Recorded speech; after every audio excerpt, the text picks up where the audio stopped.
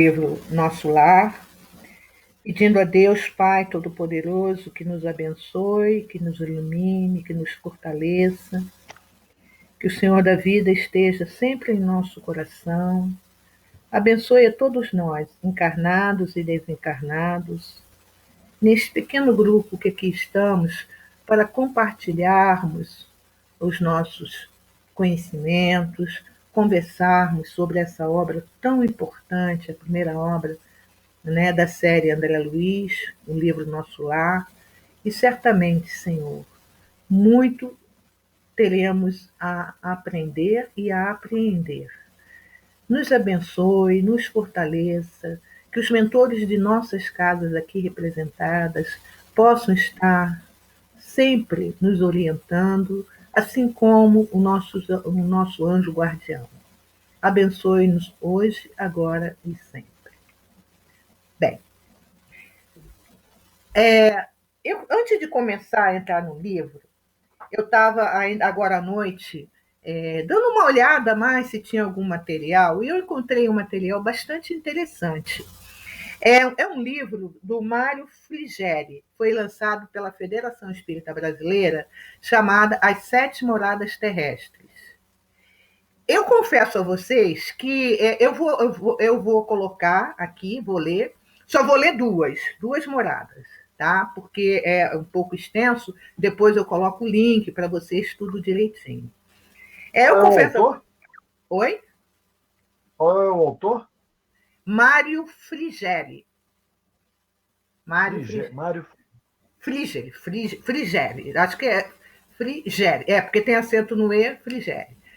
E aí, eu vou colocar para vocês, e vai ser muito interessante, antes da gente entrar no nosso estudo sobre as zonas inferiores, né? E até alguma coisa também eu vi que a Tereza já tinha falado, quando ela falou da crosta terrestre, umbral, aquelas coisas todas. Então, eu vou partilhar o ecrã, vou aqui. Não vou falar todas as moradas, porque aí não daria tempo, tá? Mas só dois casos, duas esferas, né? Duas moradas. Aqui tá. Duas esferas. Ele chama-se As Sete Esferas da Terra. Deixa eu abrir aqui. Eu botei no PowerPoint, tá? Como eu vi Federação Espírita Brasileira, achei interessante e falei assim, eu vou levar para compartilhar com um grupo esse tema. Vamos ver. Tá dando para ver bem? Alguém Tá. fala para mim. Ok. Ok? Então, chama-se assim, Sete Esferas da Terra, tá? É um livro, As Sete Esferas da Terra, foi publicado em 2001 pela FEB e depois relançado, foi feito, revisado e ampliado pelo autor. E aí ele coloca algumas considerações, tá? Mas isso não importa, não. Ele diz aqui assim, eu vou ler só para dar uma introdução. Nesse longo período de 16 anos, prossegui meus estudos doutrinários a respeito da tese explanada na obra e acrescentei novos e importantes subsídios, que vieram reforçar seus fundamentos, bem como analisei e assimilei as inúmeras contribuições que me foram encaminhadas nesse lapso de tempo por um expressivo número de leitores comprometidos com o tema. Interpretei também a palavra de Allan Kardec em O Céu e o Inferno, quando fez uma breve abordagem sobre o assunto. E aí prossegue, ele fala que o prefácio foi do Juvanir Borges de Souza, presidente da FEB. Tá?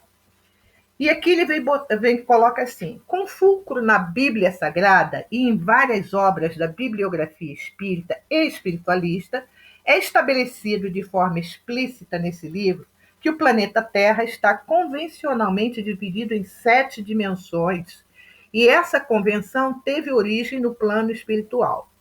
A cada uma delas é atribuído um nome característico, sendo os da primeira e da segunda esferas colhidos, respectivamente, em Apocalipse e na coleção A Vida no Mundo Espiritual, de André Luiz. tá? O assunto, evidentemente, não constitui maior novidade, mas da forma exótica e, até certo ponto, confusa, pela qual vinha sendo apresentada, principalmente pelas escolas filosóficas orientais.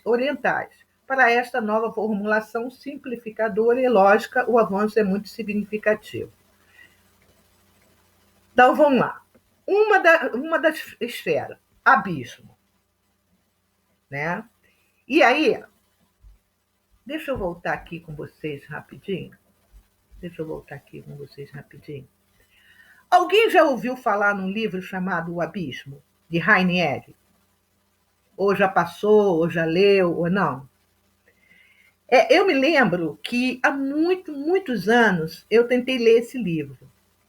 Gente, mas eu achei ele tão confuso que na minha cabeça entrou assim: isso daí não existe. Não pode ser, deve ser mistificação, aquela coisa toda, mas nada com o tempo para a gente ir amadurecendo algumas ideias. Eu não falo para vocês que aquilo que, pelo que eu li que está num abismo, que é porque é, não sei. Né? Eu acho que a gente está vivendo um momento em que é importante a gente ler e ter bom senso e retirar o que é bom, tá? Então, vamos lá ver o que ele fala. O abismo. Esta é a primeira e a mais inferior das esferas, só habitada por joio, em sua pior condição.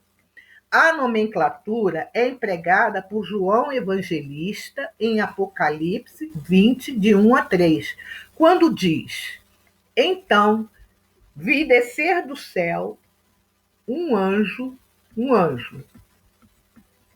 Tinha na mão a chave do abismo e uma grande corrente. Ele segurou o dragão, a antiga serpente que é o diabo, Satanás, e o prendeu por 1000 anos. Lançou-o no abismo, fechou-o e pôs selo sobre ele, para que não mais enganasse as nações até se completarem os 1000 anos. Segundo a doutrina espírita, esse ser diabólico chamado Satanás não representa uma entidade tomada individualmente, mas uma falange de espíritos que se feriram profundamente perante a lei. Na definição de André Luiz, são espíritos caídos no mal desde eras primevas da criação planetária e que operam em zonas inferiores da vida, personificando líderes de rebelião, ódio, vaidade e egoísmo. Não são, todavia, demônios eternos, porque individualmente se transformam para o bem, no curso dos séculos, qual acontece aos próprios homens. Libertação, capítulo 8, Inesperada Intercessão, nota 3 do autor espiritual. Até as entidades obsessoras atuantes na crosta terrestre denotam conhecer e temer essa formidável região abissal. Quando Jesus ordenou aos espíritos imundos que saísse do endemoniado Gerazeno, eles lhe rogaram que não os mandasse sair para o abismo. Lucas 8:31. Preferiram a manada de porcos. Tá? Então, o abismo é uma dessas esferas. Trevas. Ai, caramba. Trevas, cadê trevas? Esta é a segunda esfera, também só habitada por joio, mas em condição mais branda que a dos habitantes do abismo. André Luiz, Estranha em Nosso Lar, capítulo 44, As Trevas. A menção feita pelo governador em seu discurso aos círculos da terra, do umbral e das trevas, pois ainda não tivera notícia deste último plano, e busca a orientação de Lísias, que informa: chamamos trevas as regiões mais inferiores que conhecemos. Naturalmente, como aconteceu a nós outros, você situou como região de existência, além da morte do corpo.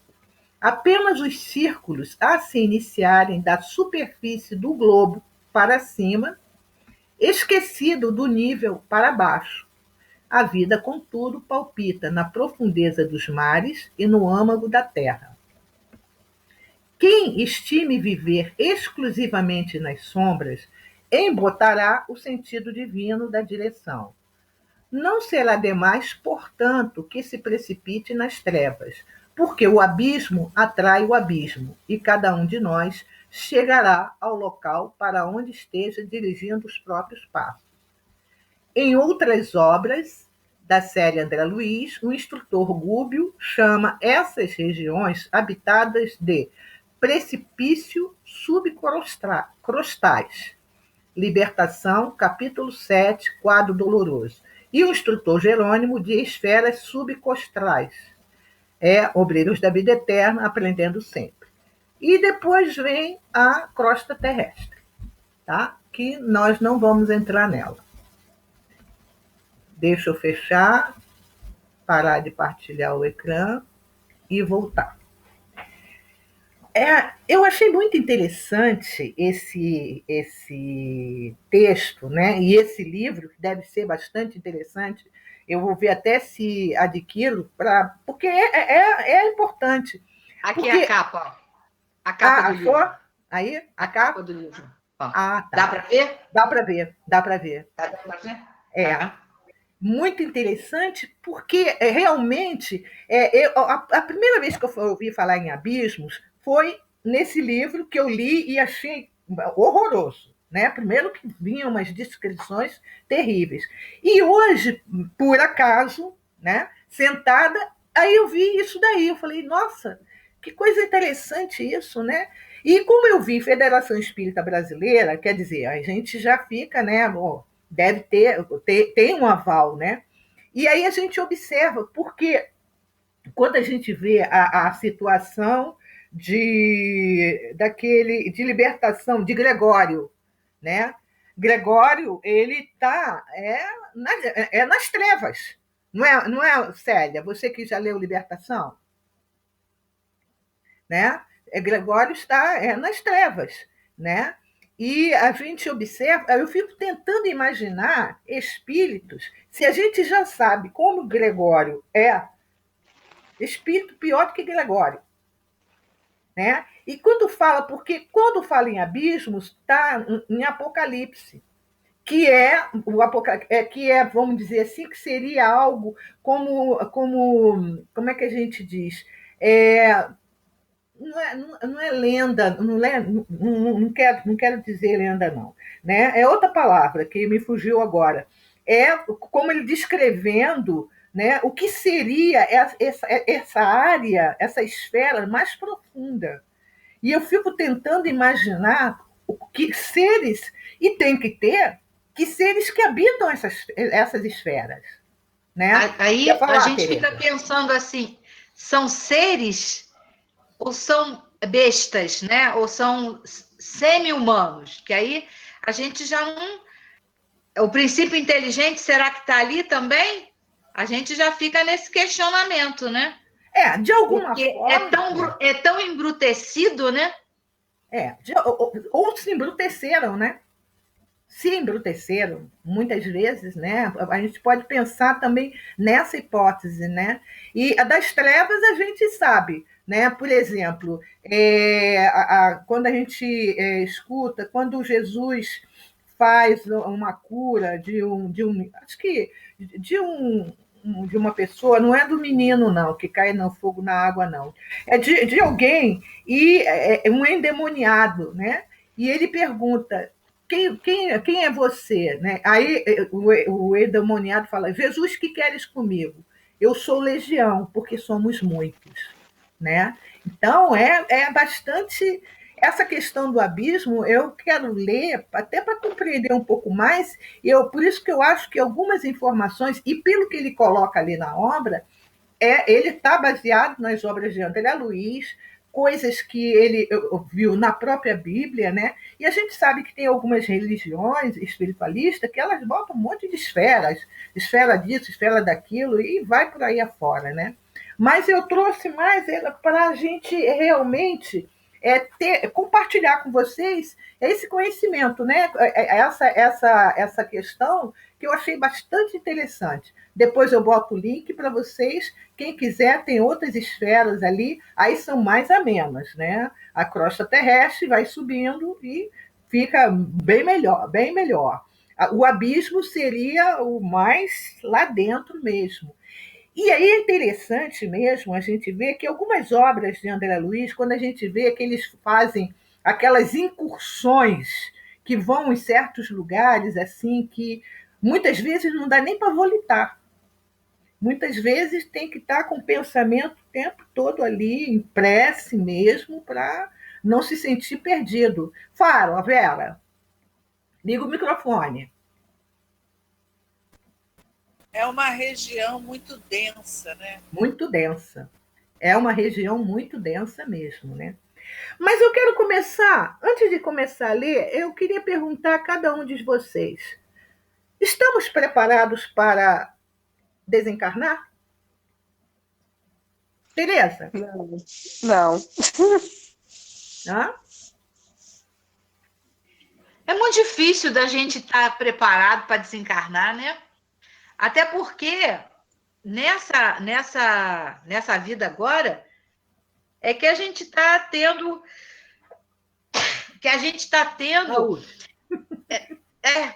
coceira no nariz, que a gente está tendo essa, bom, agora nesse momento aos meus 60 anos é que eu estou tendo uma condição mais madura de conhecimento espiritual. Então, eu já fiz um monte de quinha lá para trás. Uhum. E ainda faço algumas coisinhas agora. Aí você fala assim, meu Deus do céu, tudo que eu acertei lá em cima, será que eu estou fazendo? Será que eu estraguei o planejamento? Eu sei que eu ainda tenho um tempo para frente. Mas e a vergonha de saber de chegar lá e fazer igual o André Luiz, né? Um médico conceituado e tudo, achando que era o rei da cocada, que tinha feito um monte de bem para a humanidade, e aí a sua parte moral estava tão ruim que ele ficou presinho. Ficou presinho 8 anos no umbral até ele acordar. Então, para a gente aqui agora, fica difícil de saber se o que a gente está fazendo é o melhor para a gente ou não.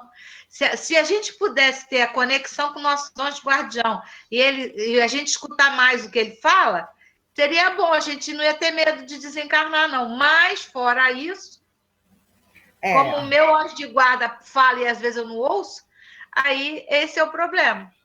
Eu tenho maior medão por conta disso. Por que eu faço essa pergunta, né? Hoje à tarde até eu fiz uma palestra para um centro lá no Rio, falando sobre morrer e desencarnar. É um texto muito, muito bom, interessante, de Manuel Filomeno de Miranda.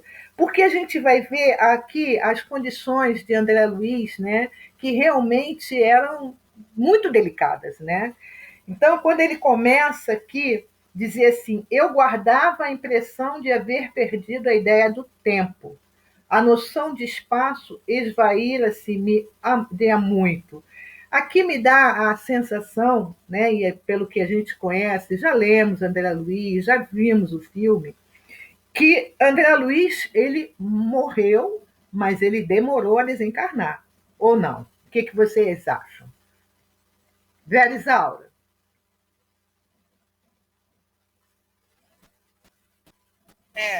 Eu vejo também da mesma forma, que ele morreu, aliás, todos nós vamos morrer. Agora, o desencarne é que cada um vai ter de acordo com a sua ideia. Eu acho que medo eu não tenho, não tenho mais. Mas eu acredito até que, sei lá, eu acho que eu estou assim. Agora você já está me apresentando o abismo, as trevas, já estou preocupada, porque eu achava só que tinha umbral. Agora tem outras localizações. E a questão do joio que está lá, pois esse joio, ele vem para cá, como Gregório, por exemplo. Né? Gregório, essa região vem para cá. 800 anos, né?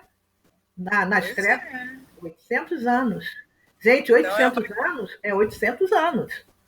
Mas eu tenho a impressão que, Vera, que essa subida é lenta, porque está ali há muito tempo na região de abismo, né? Não vai vir para o umbral. Eu acredito que vai vir para a parte da crosta grossa, né? Então, até chegar na gente, a gente já saiu, ó. A gente já saiu, porque nós estamos aqui. Estamos aqui, nós não vamos para lá, não. Nós vamos para lá, ó. Olha, nós temos observado... Para a segunda, para a terceira... existe Existe um padrão, né? Uma escala. Uma escala, é. Eu também penso assim, só que você está vendo atualmente como a gente está num processo de regeneração, num processo de transição. Nós estamos vendo muitas pessoas, até com cultura mesmo, muita cultura, mas com a moral tão baixa, os valores morais tão, sabe... são valores, são coisas absurdas que a gente vê acontecer aí e você não imagina que a pessoa possa pensar dessa forma, entende? Aí você pensa, meu Deus, como é que a pessoa pensa nisso? Por exemplo, a corrupção, né? As questões de tirar de pessoas, deixar a pessoa na miséria, sem saúde, numa condição horrível. Como é que passa isso no coração de alguém? Vera, de onde veio essa criatura? Vera, uma coisa é certa. Hoje ainda está melhor do que antes. Isso desde que o mundo é mundo acontecia, e muito pior, muito pior. Eu acho que o pior daqueles que a gente possa encontrar hoje ainda não se... Acho que ainda a gente vai encontrar outros piores do que ele. Até o nosso mentor da casa, Gerson Gonçalves, Alarico, era um homem terrível. Era um visigodo, um homem terrível, assim, porque ele era violento, cruel, não é? Entende? Quer dizer, e graças a Deus foi o quê? Gradativamente ele foi melhorando, né? Até vir a última personalidade dele como Jesus Gonçalves. Aí a gente pensa em Gengis Khan, pensa em tantos outros, mas aí a gente para e pensa no Hitler. Tá, a gente pensa no Hitler, né? E tem várias informações sobre Hitler. Uns dizem que ele estaria num planeta Marte, assim, numa área, numa zona, numa esfera qualquer.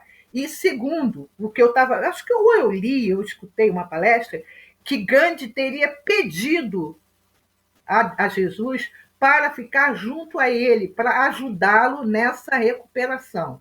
Isso são o que vai se falando, tá? Então, a gente observa assim, hoje, a gente vê o joio e o trigo, porque hoje as informações são muito rápidas. Muito rápidas. Você vê as situações assim que você para e fala assim, meu Deus, como isso está acontecendo? Mas nós já tivemos guerras de foice. Porque no passado muito distante, a guerra era com foice. Hoje mata-se até por pensamento, né? Uma palavra maldita numa rede social e a pessoa acaba entrando naquela faixa vibratória, não é? Então, a gente observa isso. Então, com toda certeza, assim como ele fala sobre essa questão do abismo, né? Como tem esferas, como quando a gente vê, quando vai falar na cocriação maior, né, nos espíritos puros, que também tem camadas, tem esferas, para baixo vai ter a mesma coisa, né? Lógico, alguém que eu imagino assim, que alguém que esteja no abismo, ela não pode ser como que retirada e ser colocada numa morada qualquer, onde o bem, o mal é mais ou menos, mas o bem é mais ou menos, o mal ainda prevalece, mas não o mal que aquele espírito está acostumado, porque até então ele não vai se adequar àquilo ali. Quer dizer, tudo é gradativo, tudo vai seguindo lentamente. A evolução é para e passo, né? E voltando aqui, que André Luiz coloca, ele diz assim: estava convicto de não mais pertencer ao número dos encarnados no mundo, e, no entanto, meus pulmões respiravam a longos haustos. É muito interessante quando fala sobre isso, também, agora mudando, né? Porque a gente vê, eu vi a mesma declaração, ou quase parecida, a declaração da Otília Gonçalves, também no livro Além da Morte, e do irmão Jacó, também no livro Voltei. Então, é uma forma de dizer assim: o perispírito tem órgãos? Tem. Olha só. E aí porque a gente estuda, quando a gente está estudando, eu acho interessante que nos nossos estudos a gente acaba entrando num outro estudo de outro companheiro que traz o assunto, né? Então, ele diz aqui que ele se sentia assim, ele se sentia vivo, mas como ele estava vivo, como é que ele estava? Como ele diz aqui, eu sentia que meus pulmões respiravam a longos haustos. E vem a dúvida dele: desde quando me tornara joguete de forças irresistíveis? Impossível esclarecer. Por isso que eu perguntei a questão do desencarnar, porque tem muita gente que o que vai acontecer, e nós espíritas não estamos isentos disso, de morrer e não estar conseguindo desencarnar. Vê se alguém consegue me lembrar que parece que eu não sei qual livro, que foi criado um hospital no plano espiritual, coordenado, acho que por Eurípides Barçanufo, para receber Hospital Esperança, para receber espíritas que estão desencarnando mal. Que morre o corpo, mas é o desencarnando mal. Um hospital, é o Hospital Esperança. Mas, gente, isso é uma coisa mental. Que, vamos parar para pensar. O que é um ser encarnado? É um ser que está ligado, o perispírito, a célula por célula no corpo físico. Depois que aquele corpo físico entra em putrefação e some, não tem mais como ele estar encarnado. O desencarne é obrigatório no momento que o corpo físico não tem mais condições, já não tem mais vida física. O problema é mental, é o espírito que fica preso. Ele fica preso. Mas ele desencarnou. Mentalmente, ele que imagina que não está. Sim. Mas é tão forte que ele se acha preso aos bens dele. E alguns se acham presos até os próprios. Mas ele está desencarnado. Ele está desencarnado. Ele está, mas ele está ligado. Vamos retomar aquele assunto do início, da cristalização de ideias, que a gente estava conversando antes de começar esse nosso estudo. Onde que vai cristalizar essas ideias? No perispírito. Por isso que o perispírito tem os órgãos, porque Aliás, isso é controverso também. Você vai encontrar autor dizendo que perispírito não tem órgãos e vai encontrar autor que diz que perispírito tem órgãos. Porque esses órgãos, eles não são orgânicos, como a gente conhece. Eles são fluídicos. Então, o que acontece? Eles estão com a ideia mental cristalizada. Então, ele sentia dor nos intestinos, porque ele desencarnou por um câncer, André Luiz, né? Essa ideia mental estava ali. Ele sentia sede, porque ele sentia calor, ele sentia medo. As sensações. Então, porque isso tudo são ideias cristalizadas na mente do corpo. E fica onde? Onde que fica o nosso registro? Lá, cristalizado no perispírito. Porque o que fica lá vem plasmar aqui nesse corpo. As minhas mágoas, as minhas dores que estavam lá, cristalizadas no meu perispírito, eles vão plasmar no meu corpo reencarnante, né? Porque é de lá para cá e de cá para lá. Conforme a gente desencarna, a gente ainda está ligado naquela situação, dependendo da faixa vibratória que a gente tem. Por isso é a tão chamada perturbação após a morte. Porque você desencarnou, não, você morreu, mas você desencarnou Isso que é o sentido dessas duas palavras. É saber se aquele corpo, aquele espírito, que tem o seu perispírito, que é acoplado, que faz a ligação com aquele corpo físico, que ao longo daquela encarnação teve vários pensamentos cristalizantes. Aonde? No seu perispírito. Então, esse espírito vai guardar essa energia, vai guardar esse conhecimento, essa experiência. Tanto é que tudo que a gente faz, a gente não perde. A gente pode deixar de crescer, mas perder não vamos, porque está cristalizado naquele perispírito que, consequentemente, vai fazer o crescimento daquele espírito, ou estacionar aquele espírito de acordo com as necessidades que a gente está passando aqui, da consciência, né? Consensual. Não, consciencial, que chama. Da consciência. Consciencial. Então, o resto é muito assim eu penso dessa forma, um escritor tem uma tendência, outro escritor tem outra, mas no fundo, a coisa é basicamente a mesma. Você tem toda a razão que é energia, mas essa energia pode se solidificar através desses pensamentos viciosos, né? Porque a ciência já está comprovando que o cérebro, ele cristaliza no cérebro físico. Então, se o cérebro físico cristaliza, o perispírito está com essa lesão cristalizada também. Pelo menos é o que me diz a minha lógica aqui. Porque o corpo é o mata-borrão. É o mata-borrão. Corpo é o quê? O que o perispírito cria é o corpo. Está aqui o corpo. Então, ele recebe. É como se fosse uma esponja que chupa tudo aquilo ali.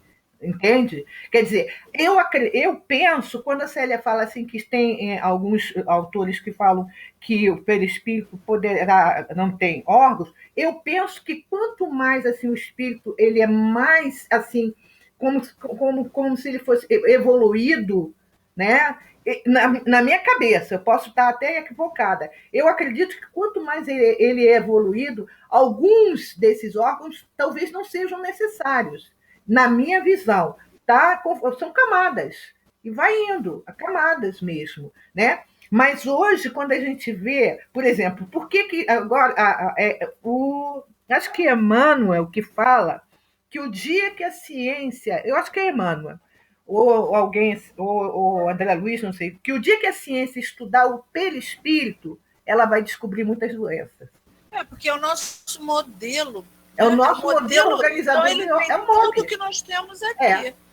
Agora, como você falou, conforme vai sutilizando, alguns órgãos vão desaparecendo. Com certeza. É tão sutil, mas que tem tudo que temos aqui no corpo físico veio do nosso modelo biológico, que é o que até que é o Dr. Hernani Guimarães, que acho que foi ele que criou esse modelo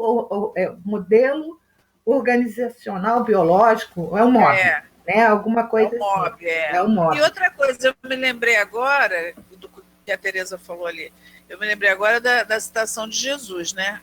Na questão do desencarne. Aonde está o teu tesouro, lá estará o teu coração, não é assim?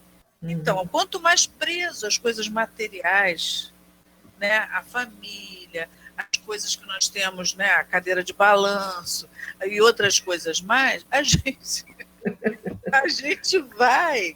vai ficar aqui. Então, isso não desencarnou, porque não saiu da matéria, não saiu nem da carne, mesmo que a carne que tinha lá apodreceu. Claro que apodreceu, mas a gente fica preso.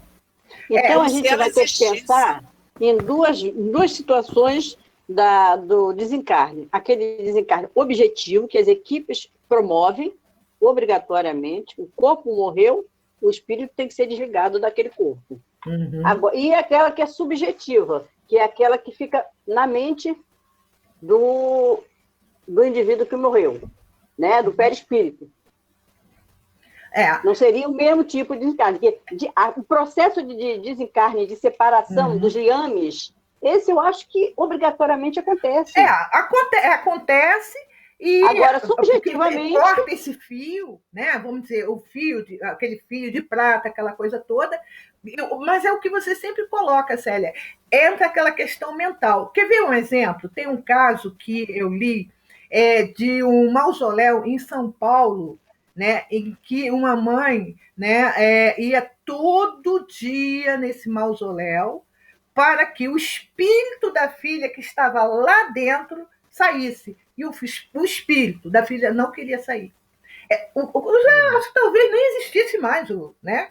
Mas, se eu não me engano, é uma das obras que fala que, assim, há 5 anos aquela mãe ia naquele mesmo local, no cemitério, no mausoléu da família. Essa mãe morta. A mãe morta. Mãe morta. Tentando ajudar o espírito da filha. Para que o espírito dela saísse lá de dentro. Quer dizer, é uma forma, como a Célia está falando, que ela não desencarnou.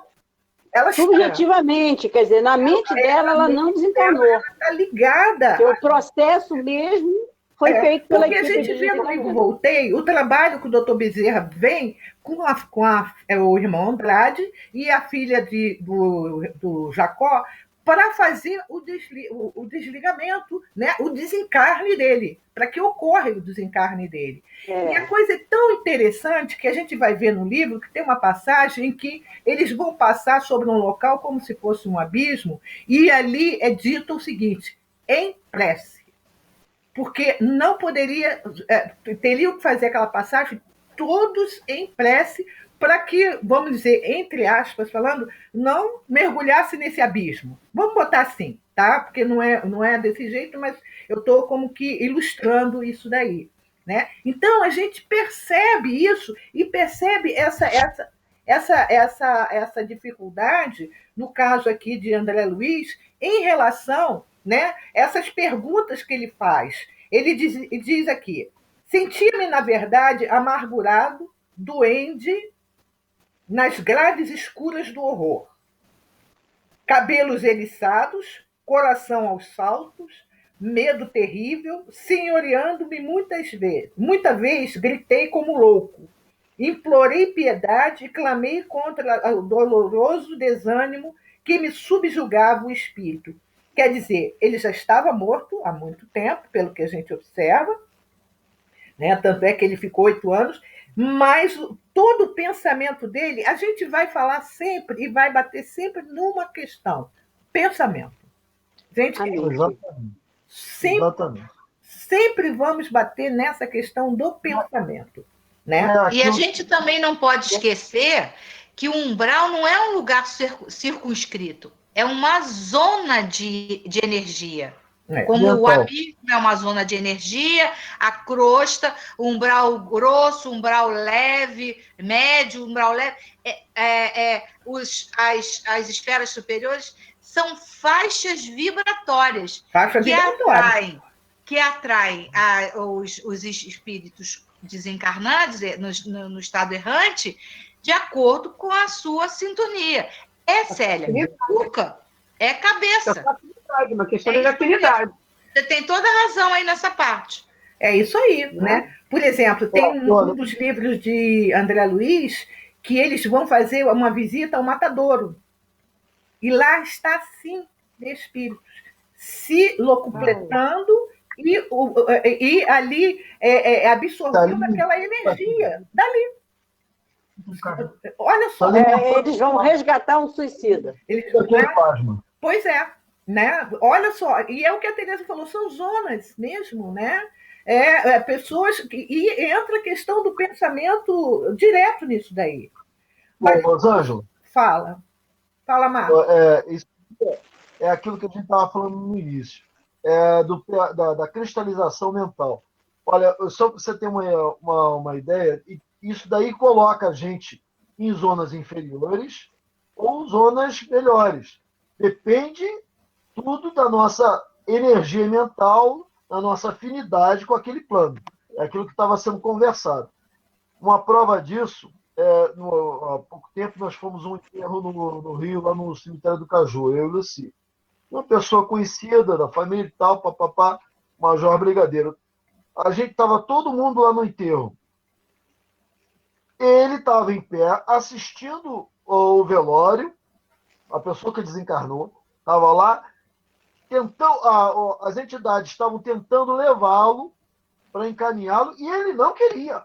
Ele não queria porque ele estava preso ainda a esse plano, estava agarrado aqui. Ele falou, não, me larga. Ela falava assim, me larga. Então, me deixa aqui. E as entidades querendo levá-lo, não, vão com a gente vai te encaminhar. E ele não queria. Não desencarnou. Quer dizer, ele estava preso ainda à vida material. A vida material dele. Não se libertou mentalmente. Não desencarnou. Mas isso que tem evidência, assim, que faz esses passeios, né? Que em São Paulo tem, né? Passeio aquele cemitério lá da Consolação. Passeio guiado, né? Eu não iria, mas tem que ir. Quem tem evidência, vê isso. E essa coisa até desse, vamos botar entre aspas, esse inferno astral, vamos dizer, a gente pode vivê-lo lá, como pode viver aqui. Se eu me aborreço e entro numa faixa vibratória bem baixa, eu estou vivendo um inferno astral. Eu estou vivendo isso que o André Luiz diz, fico no desespero e não vejo no final do túnel luz nenhuma, não sei o quê. Quer dizer, eu posso viver essa situação aqui, né, na minha vida de encarnado, ou eu vou viver também na minha vida de desencarnado. Vai depender, a gente vai e volta, olha só, a gente vai e volta e cai exatamente na questão do pensamento. Né? É sensacional isso. Né? Mas quando o silêncio implacável não me absorvia a voz estentórica, lamentos mais comovedores que os meus respondiam-me aos clamores. Quer dizer, ele não estava sozinho ali. Imagine que situação a dele, né? Outras vezes, gargalhadas sinistras rasgavam a quietude ambiente. Algum companheiro desconhecido estaria, a meu ver, prisioneiro da loucura. Formas diabólicas, rostos alvares, expressões animalescas surgiam de quando em quando, agravando-me o assombro.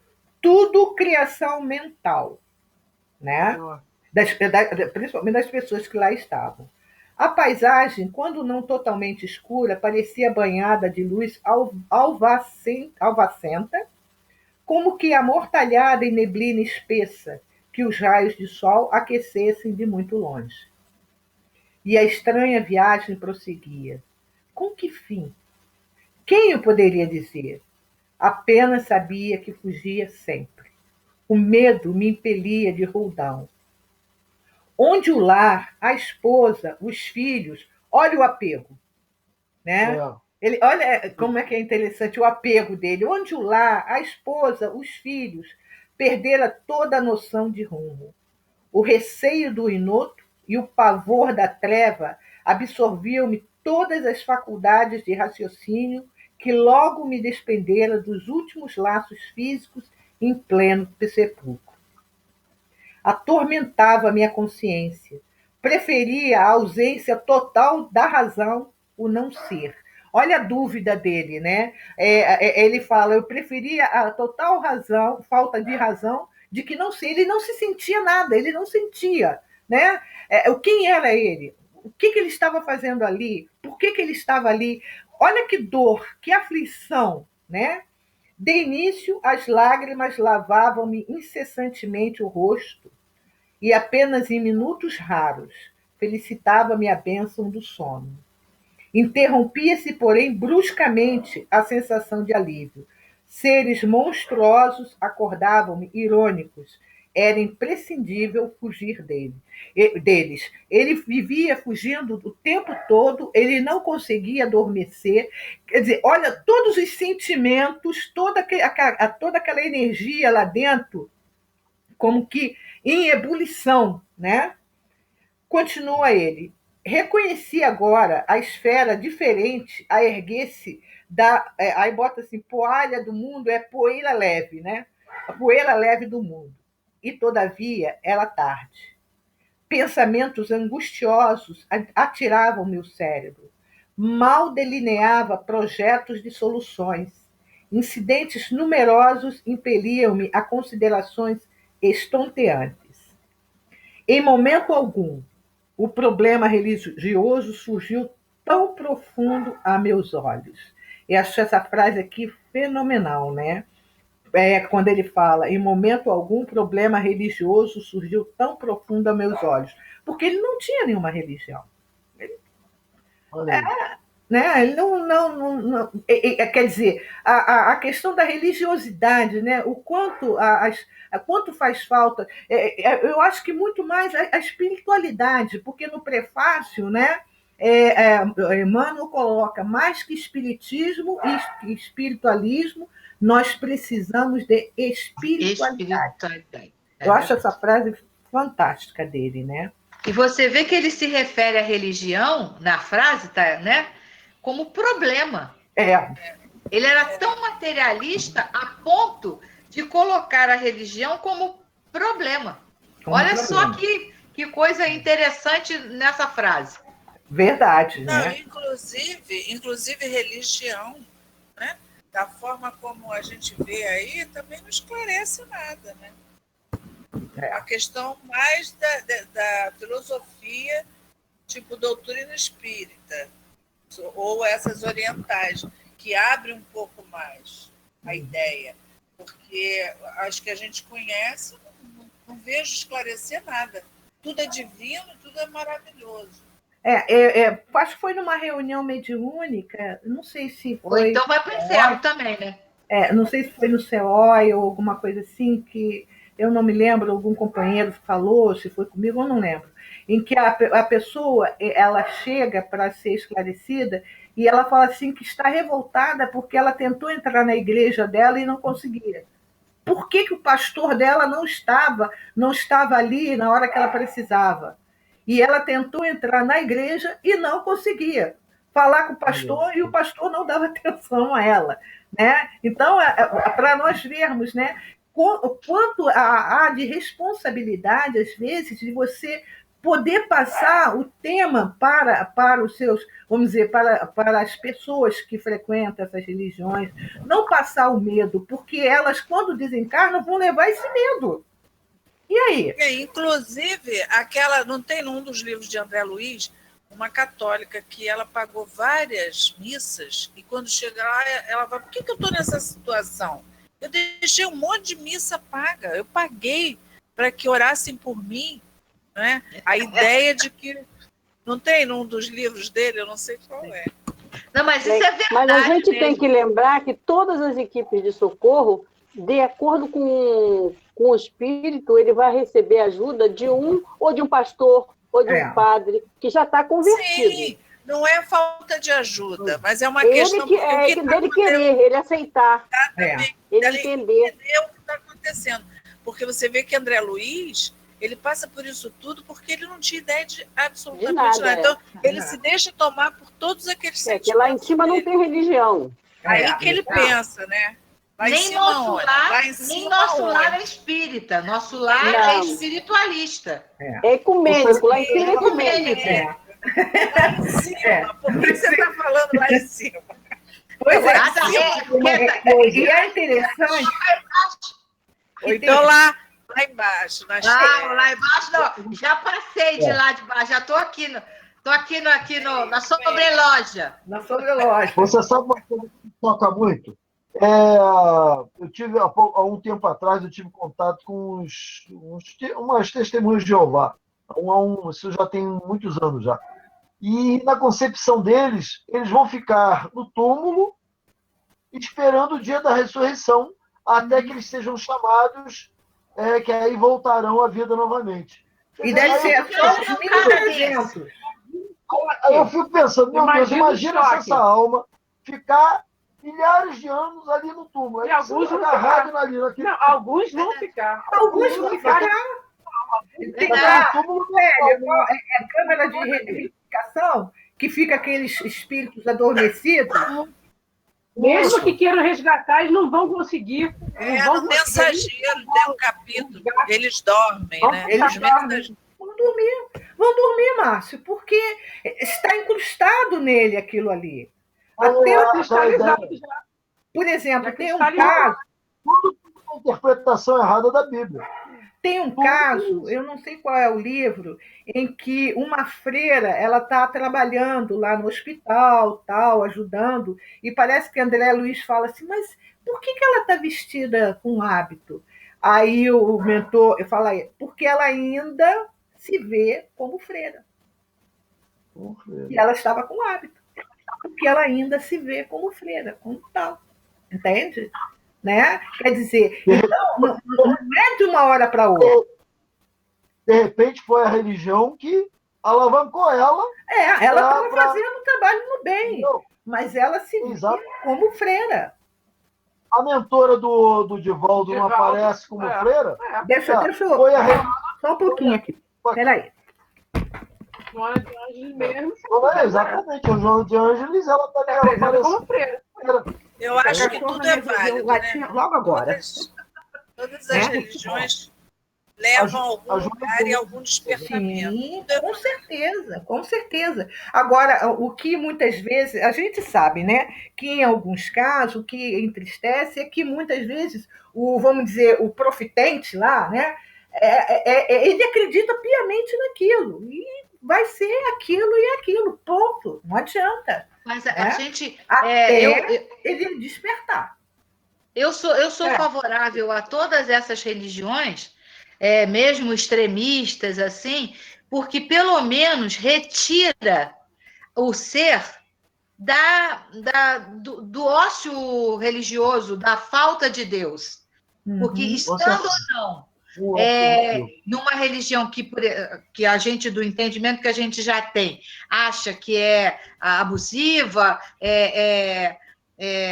fora do normal, mas existem pessoas que as suas sintonias só vai entender aquilo, só vai entender aquele tipo de leitura palavra por palavra. Ela não vai ser capaz de, como a gente está aqui, sentar, pegou o livro e vamos abstrair cada frase, vamos mais além, vamos mais aquém. Eles não têm ainda essa capacidade. Mas é importante que eles tenham a visão de Deus. Então, se é crente, se vai dormir, minha mãe adora crente. Adora. Então, porque ela é radical, né? Aí eu fico assim, mãe, é preferível os jovens estarem lá dentro da religião, com o conhecimento de Deus, tendo Deus, como eles falam, temendo a Deus, é preferível do que estarem na rua usando droga, bebendo e desregradamente, porque eles estão entendendo aquilo ali. Amanhã terá um outro amadurecimento, vão entender um pouco mais diferente. Né? Eu fui criada na religião católica. Chegou um ponto que o padre falava, eu falava assim, gente, está errado.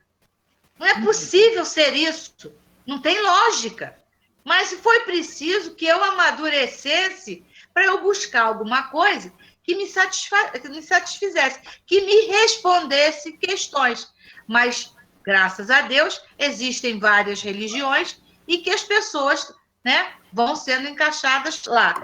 Mas tem muita gente que vai precisar de uma encarnação, 2 encarnações, 3, para amadurecer a ponto de ter uma questão de ver Deus com um pouco mais de sutileza, um pouco mais de fluidez, né? Porque Deus como não existe, né?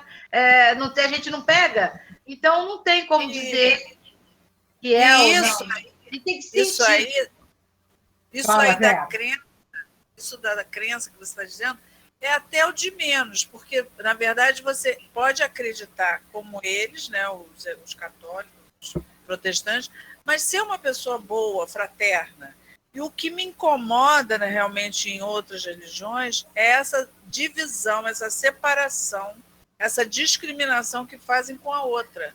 Porque às vezes você vai a um culto, como eu já fui vários, e a pessoa está falando de Maria, sabe? Criticando Maria Santíssima, da Igreja Católica, está criticando as questões dos espíritos, que é coisa do demônio. Quer dizer, porque mistura essa questão. É a questão de intolerância religiosa. Isso é que causa a violência, porque isso estimula as pessoas a ficarem contra outros que não têm a mesma crença. Exatamente. Eu não sei qual é a questão no Livro dos Espíritos, mas Kardec pergunta mais ou menos assim, qual seria a melhor religião?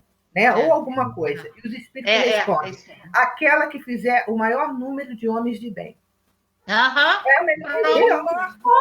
Porque não é, o Espiritismo também não tem o maior número de homens de bem. Exatamente. Quer dizer, aí também tem assim, seria o Espiritismo a religião do futuro? Não, é o futuro da religião. Porque vai chegar um momento em que não é que eu tenho que todos serem espíritas, não. Fazer porque você pode ser espírita, ser maravilhoso e ser um péssimo cidadão. Exatamente. Porque, na verdade, a doutrina espírita... Lá fora eu sou péssimo cidadão, gente. Então, dentro de casa também. Dentro de casa também, quer dizer. Então, é aquela que faz o maior número de homens de bem. E esse é o trabalho. Quem precisa de religião somos nós que estamos encarnados, entre aspas, porque a gente tem que ter. Eu me lembro de uma história que Chico conta, que um padre chegou uma vez e falou para o Chico assim, mas Chico, olha, eu acredito no espiritismo, eu vou largar a batina, eu não quero ser mais padre, não sei o que. O Chico fala, não, meu irmão, não, continua com as suas ovelhinhas. Né? A cerca, para durar, ela não tem que ficar grudada uma na outra, tem que ficar separada. Porque se você gruda madeira com madeira, daqui a um tempo ela tomba. Quando você deixa ela separada, então o postezinho vai segurando aquela cerca. Então, a questão toda é essa daí. Quando a gente vê, nesse caso do nosso... já viu, André né? Luiz. Do André Luiz, quando falou aqui essa questão do problema, né? Em momento algum problema religioso surgiu tão profundo a meus olhos.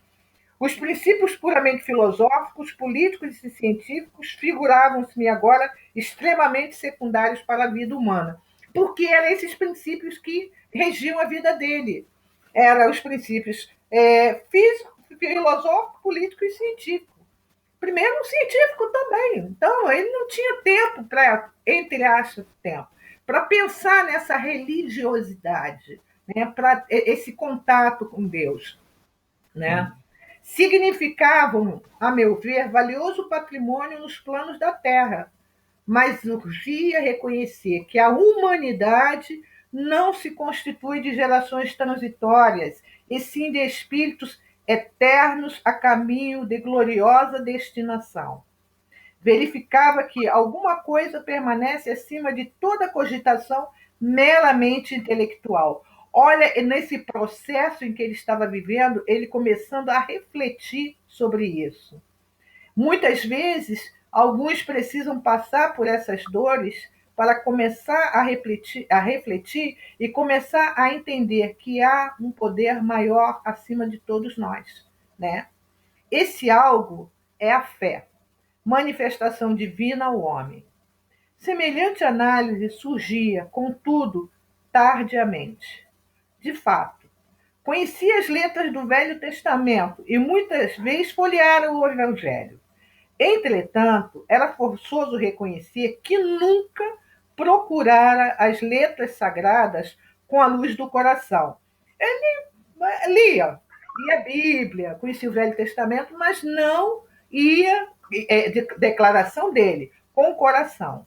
Identificava-se por meio da crítica de escritores menos afeitos ao sentimento e à consciência, ou em pleno desacordo com as verdades essenciais. Noutras ocasiões, interpretava-as com um sacerdócio organizado, sem jamais sair do círculo de contradições em que estacionara voluntariamente, quer dizer, no mínimo ele como que criticava, né, voluntariamente, né, buscava assim contradições, tipo, mas será que Deus existe mesmo? Alguma coisa assim, né? Ele acreditava, mas não fazia muita diferença. Em verdade, não foi um criminoso, no meu próprio conceito. A filosofia do imediatismo, porém, absorvera-me. A existência terrestre que a morte transformara não fora assinalada de lances diferentes de craveira comum. Filho de pais talvez excessivamente generosos. Aqui entra, eu até hoje assisti um estudo do André Luiz Ruiz, quando ele fala assim: pais, preste atenção como vocês estão orientando seus filhos. Não dê tudo aos seus filhos, né? E no caso de André Luiz, ele teve pais excessivamente generosos, conquistaram meus títulos universitários sem maior sacrifício, compartilhar os vícios da mocidade do meu tempo, organizar o lar, conseguir filhos, perseguir as situações estáveis que garantisse a tranquilidade econômica do meu grupo familiar. Mas examinando atentamente a mim, ai caramba, eita, atentamente a mim mesmo, algo me fazia experimentar a noção de tempo perdido, com a silenciosa acusação da consciência. Quer dizer, ele só se ligar às coisas materiais, ponto. Constituiu família, os pais eram excessivamente, vamos dizer assim, talvez, sabe, não é permissivo não, mas não tinha aquele controle que deveria ter, né? Ele se achava dono da família, né? Ele não tinha quem entrava e quem saía, ele que comandava, ele que, quer dizer, então ele era, vamos dizer assim, era como que fosse como é que a gente pode usar uma palavra? Ditador. Ditador, mais ou menos isso, é ditador. Isso daí, né? Habitar a terra, gozar ali os bens, colher as bênçãos da vida, mas não lhe retribuir sentiu do débito enorme, né? Só sugou, né? Só tirou da terra, não plantou nada. Tivera paz cuja generosidade e sacrifício por mim nunca avaliei. Esposa e filhos que prendera ferozmente nas teias rijas do egoísmo destruidor. Possuíram lá que fechei a todos os que palmilhavam o deserto da angústia. Deliciara-me com os júbilos da família, esquecido de estender essa bênção divina à imensa família humana, surdo a comezinhos os deveres de fraternidade. Então, o mundinho dele, a zona de conforto dele, era só aquilo ali, ponto. Acabou. Não tinha mais, né? Enfim, como a flor de estufa, não suportava agora o clima das realidades eternas. Não desenvolver os germes divinos que o Senhor da vida colocara em minha alma. Sufocara-os criminosamente no desejo incontido de bem-estar. Não adestrara órgãos para a vida nova. Era justo, pois, que aí despertasse a maneira de aleijado, que, restituído ao rio infinito da eternidade, não pudesse acompanhar senão compulsoriamente a carreira incessante das águas, ou como mendigo infeliz que, exausto em pleno deserto, perambula à mercê de impetuosos tufões. Nossa, eu acho esse parágrafo fantástico, gente. Meu Deus. E aí ele faz um chamamento. Ô amigo da terra, quanto de vós, ó amigos da terra, quanto de vós podereis evitar o caminho da amargura com o preparo dos campos interiores do coração? Acendei vossas luzes antes de atravessar a grande sombra. Buscai a verdade antes que a verdade vos surpreenda. Suai agora, para não chorar depois. Fantástico, né? fantástico. Esse final, assim, é esse convite que ele faz a todos nós, é a gente buscar agora, né? Como ele diz aqui, vou até repetir o finalzinho: buscai a verdade antes que a verdade vos surpreenda. Porque eu acredito, né, pelo que eu já li, que a questão, quando a gente desencarne, quando morre, né, o que mais assim impacta, nos impacta, é a surpresa de entender que a vida continua. Já pensou? Porque até então, né, tá tudo bem, né? Ele fez aquela, e aí você chega e fala assim: meu Deus, a vida continua. Eu continuo sentindo medo, frio, fome, sede, saudades, não sei o quê, e vai por aí afora, né? Gente, nós passamos no nosso horário, mas vamos fazer as nossas colocações. Vou começar pela Célia. Célia, faz a sua colocação, tá? Que eu sei que você hoje está bem... Estou começando a cabeça a doer. Mas o que ele fala é uma coisa que é difícil das pessoas. Nós que temos o estudo, vamos talvez entender um pouco e conseguir modificar. Mas a maioria que tem, inclusive, outro tipo de vertente religiosa, não recebe o mesmo tipo de esclarecimento, não vai ter essa preocupação. É lamentável. Mas, infelizmente, vai ficar à mercê de cada um. À medida que for encarnando e desencarnando, que lá do outro lado também a gente evolui, a gente também aprende, né? Então, dá uma melhoradazinha, porque tem muita vertente religiosa aqui que desencaminha o cara. Né? E o pior é que a gente vê isso, não é só... A gente fala assim, um espírito morreu, mas não desencarnou, porque continuou com as mesmas ideias. Pior você vê um indivíduo que está aqui vivo, né, encarnado, e está aprendendo todas essas lições, e de repente ele sai do espiritismo e vai para uma religião que vai totalmente bitolada. Quer dizer, ele não tem condições de ainda estar no espiritismo. Não adianta a gente querer forçar a evolução das pessoas. Cada um é responsável pela sua evolução, né? Pelo que faz, você mesmo vai responder pelo que faz, você é responsável pela sua felicidade, pelo seu sofrimento. E não adianta a gente querer mudar a cabeça dos outros, porque não vai conseguir. Porque nós lá no centro mesmo, nós tivemos vários companheiros que saíram do espiritismo para outros tipos de religiões complicadas. É onde eles se encontram, né, Célia? Mas é o nível que está o espírito.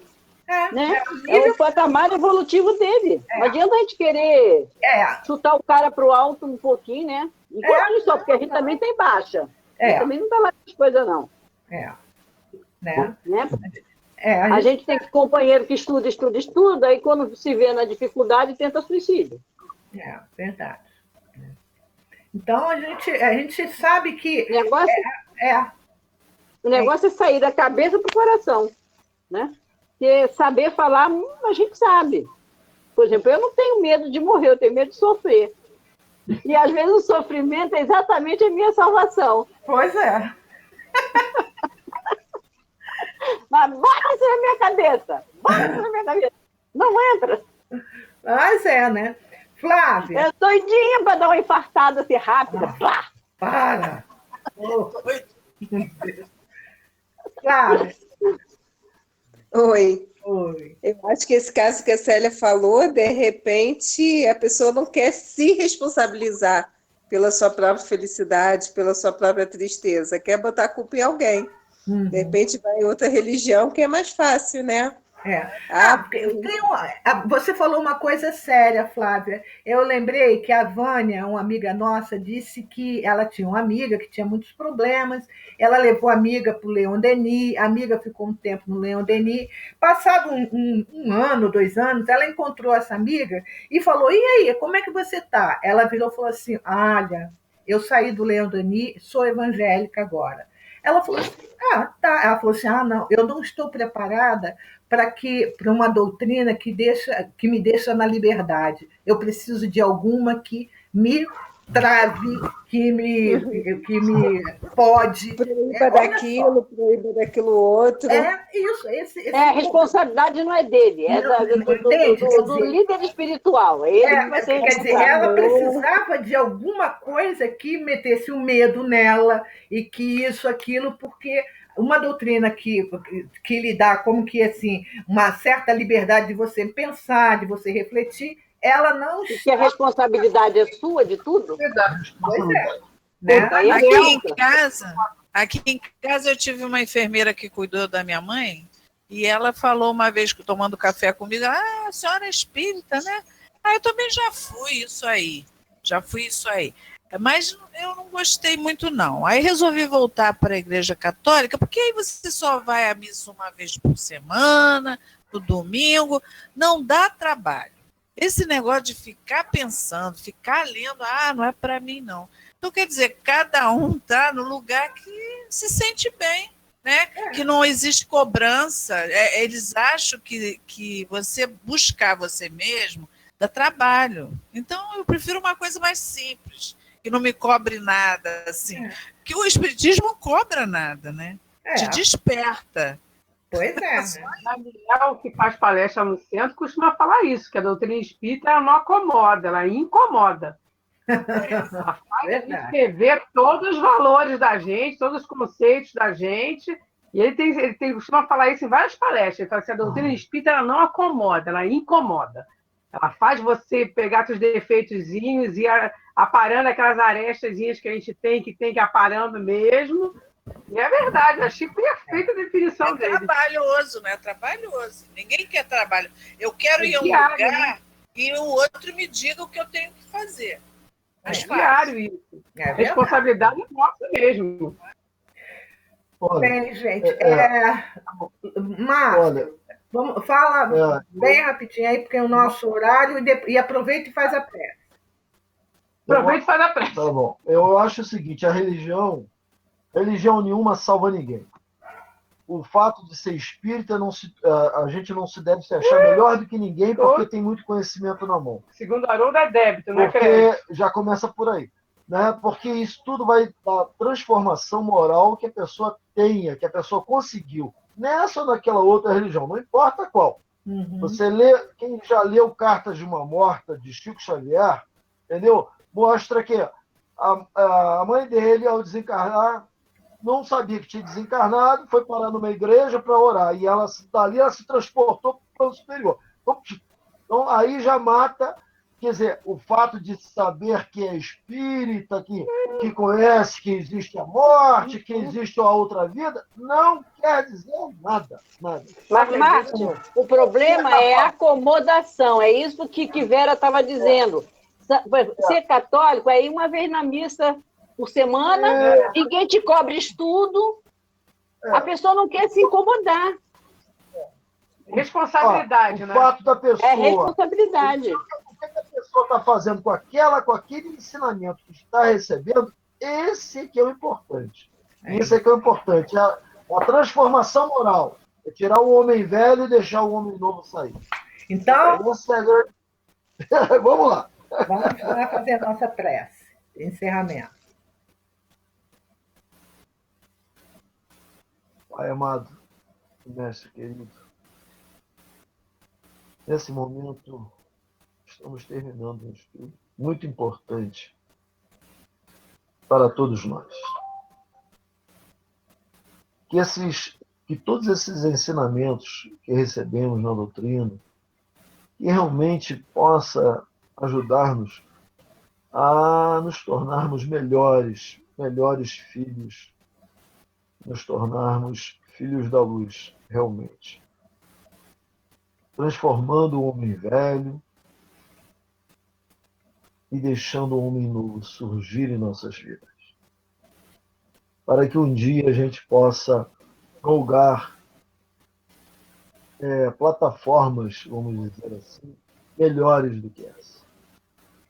Obrigado, Senhor, por tudo. Obrigado, Mestre Jesus, por essa grande oportunidade que recebemos em conhecer o Consolador prometido, que a doutrina espírita veio esclarecer e orientar a todos nós. Abençoa a nossa noite de hoje. Abençoa os nossos familiares, amigos, enfim, todos, e até mesmo os inimigos, que ainda possam rondar por perto de nós. Abençoa todos eles, Senhor. Ilumina os nossos passos, as nossas decisões, né? O nosso trabalho, o nosso dia a dia. Muito obrigado por tudo. Assim seja.